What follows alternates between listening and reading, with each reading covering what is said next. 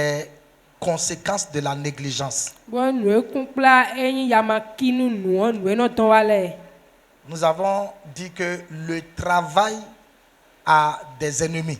Le premier ennemi du travail, c'est la paresse. Et nous avons vu beaucoup de choses sur la paresse. Nous avons expliqué que la bénédiction de Dieu ne tombe pas du ciel sur la terre, boum, comme ça. Mais la bénédiction de Dieu tombe sur une terre qu'on appelle le travail. Quiconque ne travaille pas ne pourra pas prospérer et va se plaindre à longueur de journée. Nous avons dit que la prière ne remplace pas le travail. Le jeûne ne remplace pas le travail. La lecture de la Bible ne remplace pas le travail. Le fait d'aller au culte ne remplace pas le travail. Chaque chose doit trouver sa place dans notre vie. La Bible dit qu'il y a un temps pour toutes choses. Il y a un temps pour travailler. Il y a un temps pour prier. Il y a un temps pour aller au culte. Il y a un temps pour lire sa Bible. Mais le temps du travail ne doit pas être donné à autre chose. Organise-toi pour avoir le temps pour Dieu. Organise-toi pour avoir le temps pour faire le travail de Dieu. Mais organise-toi aussi pour vaquer à tes propres activités. Parce que de tes activités dépendront les soins de ta famille. Si tu viens rester à l'église tous les jours et que tu as la foi, ta femme n'aura rien à manger à la maison. Parce que la foi ne donne pas à manger. La foi ouvre les portes et le travail donne accès à la bénédiction. Les 6 conséquences négatives de la négligence.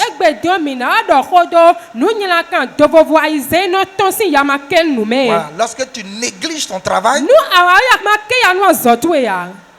voici ce qui peut t'arriver. Premièrement, les promesses de Dieu seront retardées dans ta vie. Beaucoup prient, mais les promesses ne s'accomplissent pas parce qu'ils sont négligents. Nous avons vu ça dans Josué chapitre 18, verset 3 au verset 4. Dieu leur avait donné la terre promise et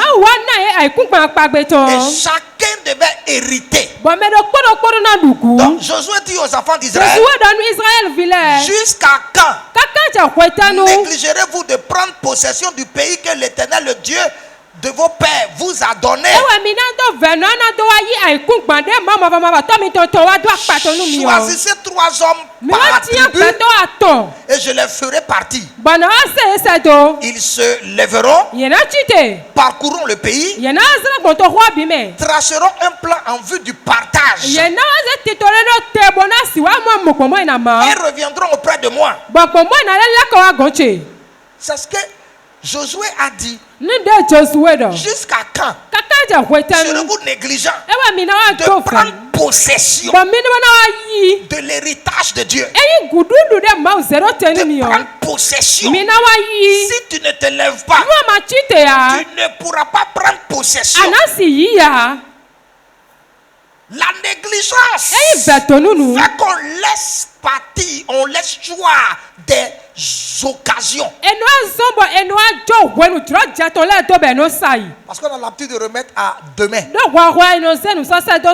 La procrastination. Après, ça c'est la négligence. Tu as eu beaucoup d'occasions dans ta vie. Des portes ouvertes. Mais à cause de la négligence, ces portes-là se sont refermées. Il y a une différence entre les portes et les fenêtres. La fenêtre peut s'ouvrir toute la journée. Mais une porte, on l'ouvre pour un temps. C'est pourquoi l'apôtre Paul va dire une grande porte mais ouverte avec un accès efficace. Les ennemis sont nombreux. Donc il dit, je vais rentrer. La Bible dit ensuite que Paul est resté à Corinthe pendant 2 ans parce qu'une porte lui était ouverte là à Corinthe. Donc il est resté là et il a fait 2 ans pour profiter de cette porte ouverte là. Tu dois avoir la capacité de discerner les portes ouvertes dans ta vie. Mais si tu es négligent, les portes vont s'ouvrir, se refermer, s'ouvrir, se refermer. Et les saisons de Dieu sur ta vie ne seront pas pour toi un profit à cause de la négligence. Il y a des relations qu'il ne faut pas négliger parce que ça peut être une porte pour toi.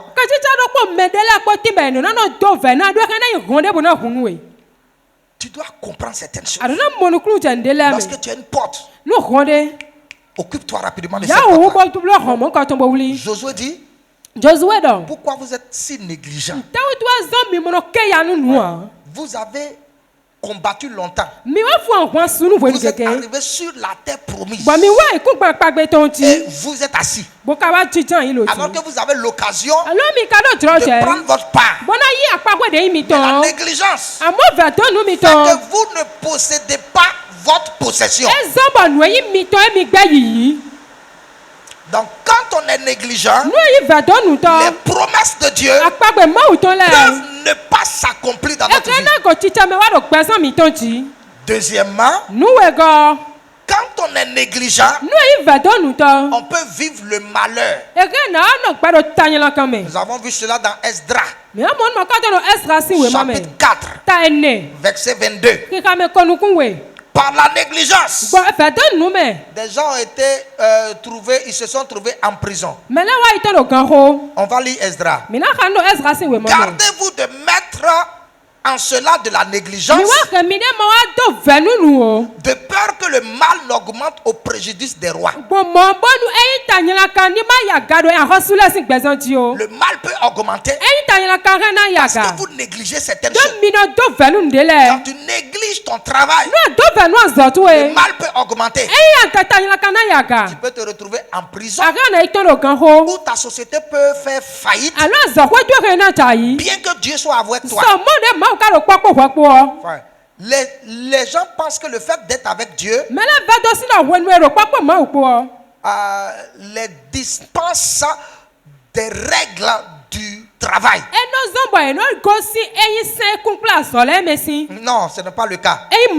Dieu est un Dieu de principe. Même s'il est avec toi, il aimerait que tu marches selon les principes du travail. Troisièmement, la négligence désactive l'onction.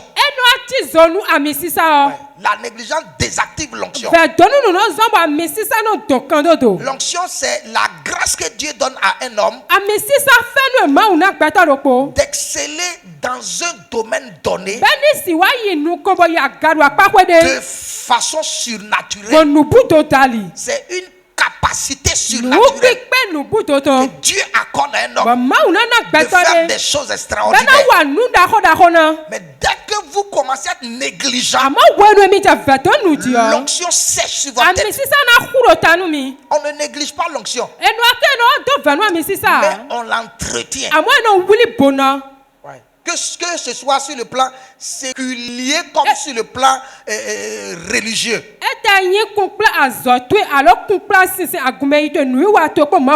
Lorsqu'un pasteur néglige l'onction, l'onction ne va plus se manifester. C'est important. 1 Timothée chapitre 4 verset 14. Paul va dire à Timothée, ne néglige pas le don que tu as reçu. Ne néglige pas le don que tu as reçu le don qui est en toi, ne néglige pas ça. Parce que si tu le négliges, tu ne pourras pas faire de grandes choses. L'onction s'acquiert dans la prière. L'onction s'acquiert par l'obéissance à Dieu. Et dès que vous avez cette onction, vous devez travailler afin que l'onction puisse se manifester. Mais si vous négligez cette onction, alors vous allez perdre beaucoup de choses. Quatrièmement, la négligence appauvrit, rend pauvre. La négligence rend pauvre. Ouais. Tu peux être enfant de Dieu. Tu peux avoir le Saint-Esprit. Tu peux même avoir des révélations. Mais tu seras pauvre. Ouais. Tu peux avoir des révélations. Il y a des gens à qui Dieu montre de grandes choses. Mais ça ne se réalise pas. C'est le travail qui amène cela à l'accomplissement. Il faut se lever. Nous avons expliqué ici la volonté téléma de Dieu. C'est-à-dire que c'est la volonté de Dieu pour ta vie personnelle. Qui peut venir sous forme de révélation. Ou bien qui peut venir sous forme de prophétie. Quelqu'un peut prophétiser sur ta vie. Tel que le frère sur la vie duquel j'ai prophétisé. L'accomplissement de cette prophétie dépendra de son attitude.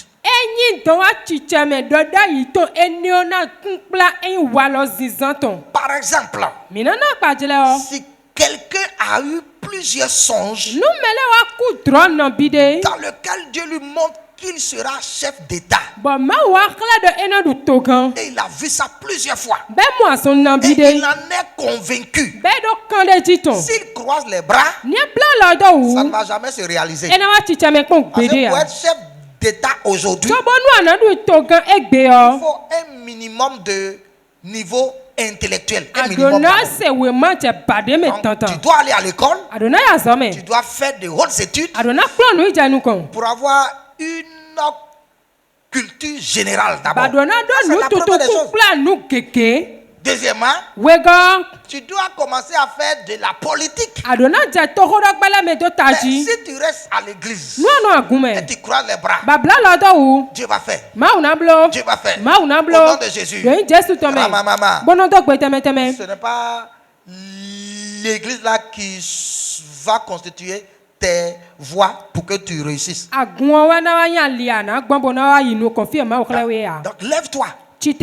Lève-toi et accomplis ta destinée. Proverbe chapitre 10, verset 4. Proverbe chapitre 10, verset 4. Il a dit, celui qui agit d'une main lâche s'appauvrit. Mais la main des diligents enrichit. Celui qui agit avec une main lâche, il ne s'occupe pas des choses. Il ne s'occupe pas de son travail. Il ne s'occupe pas de son propre travail. Il y a des gens qui vont en retard dans leur propre entreprise. Ils vont à 10 heures, à midi, et puis ils disent non, c'est ma chose. Ça peut être ta chose et tu vas souffrir avec. Parce que tu ne considères pas ce que tu fais. Même si c'est ta propre entreprise. Prends cela au sérieux. Parce que la Bible dit la main diligente enrichit. Donc travaille. Occupe-toi de ton salon de coiffure. Occupe-toi de ton atelier. Occupe-toi de ta boutique. Occupe-toi Occupe-toi de ton service. Quel que soit ce que tu fais, prends cela au sérieux. Et c'est ça que Dieu bénit. Il bénira ton travail. Et lorsque tu fais aussi l'œuvre de Dieu, occupe-toi de l'œuvre de Dieu. Fais cela de tout ton cœur. Et tu verras la grâce de Dieu avec toi. Sinon tu seras appauvri. Ouais. Cinquièmement,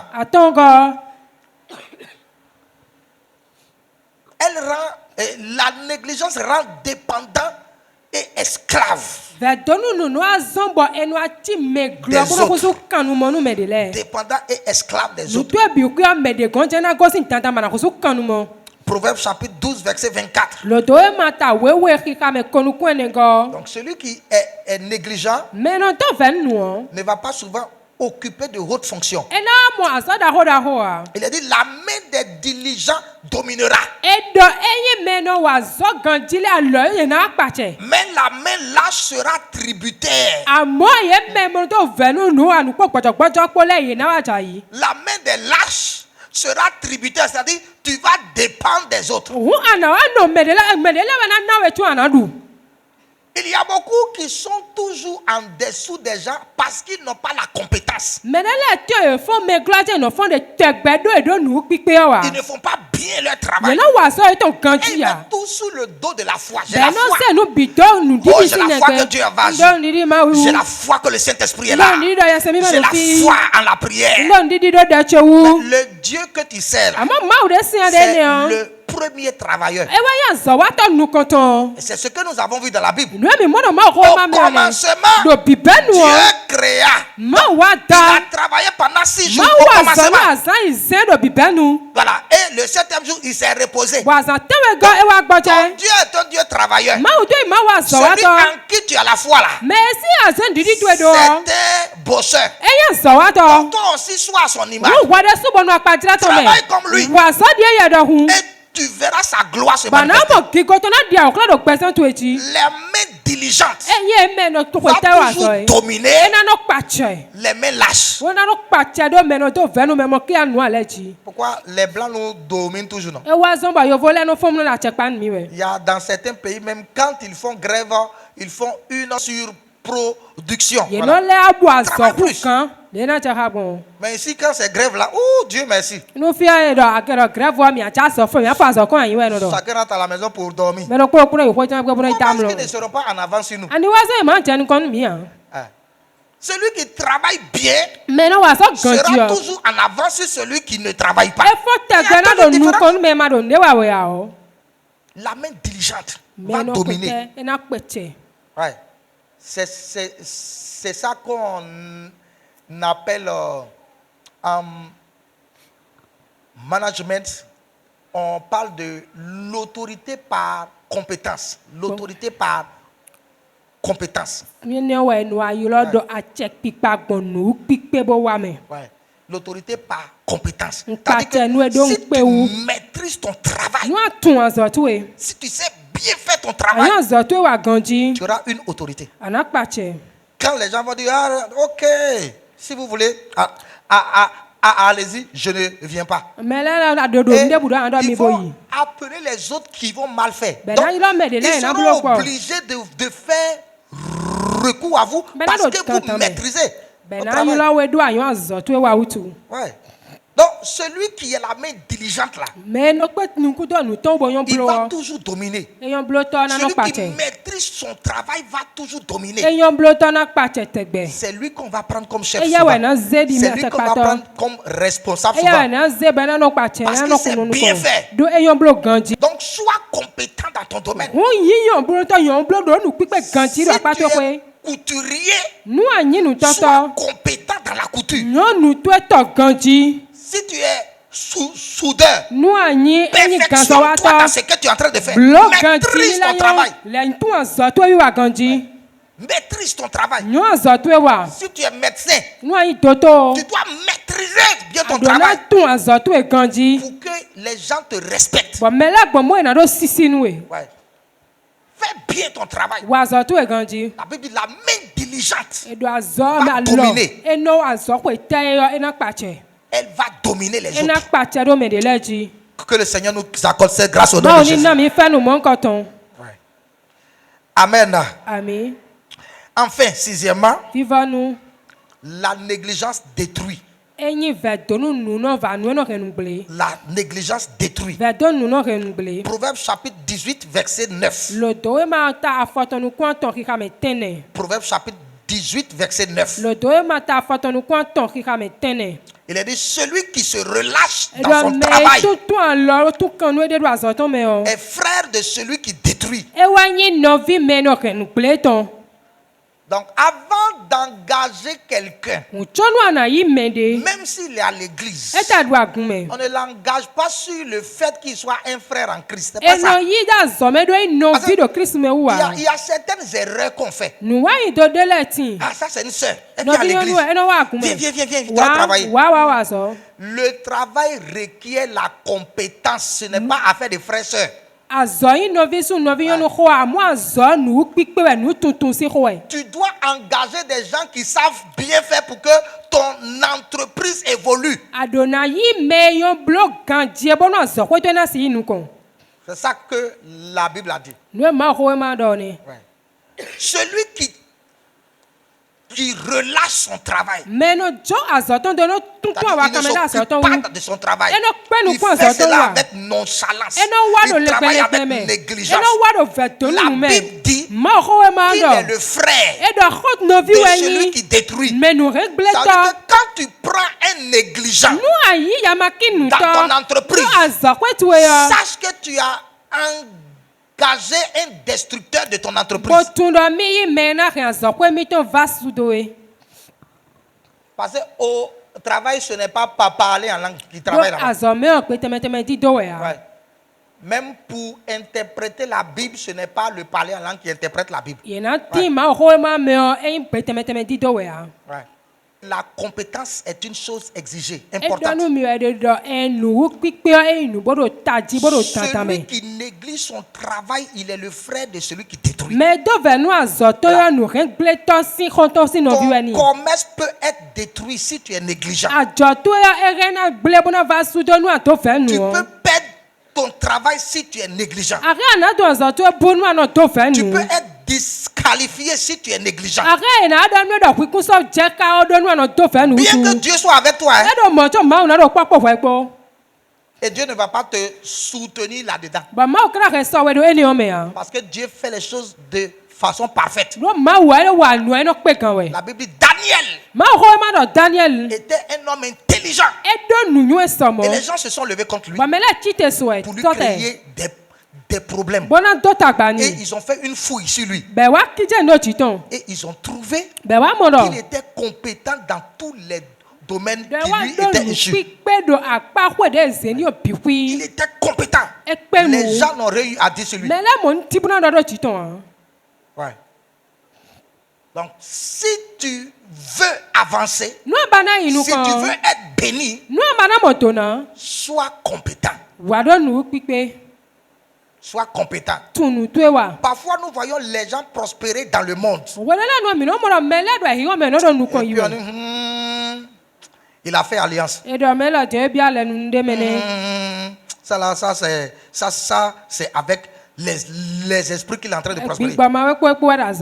Mais en réalité, il y a certaines personnes parmi eux qui dorment très peu. Ils prennent le temps de travailler. Et ils font les choses avec soin. C'est pour cela qu'ils excellent. Et Dieu les bénit parce qu'ils sont dans la loi générale.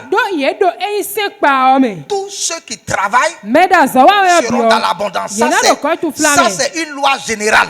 C'est pour tout le monde. Les païens, les sorciers, les démoniaques, les enfants de Dieu, tous sont soumis à cette loi-là. La Bible, c'est le travail qui donne l'abondance. C'est clair, c'est pour tout le monde.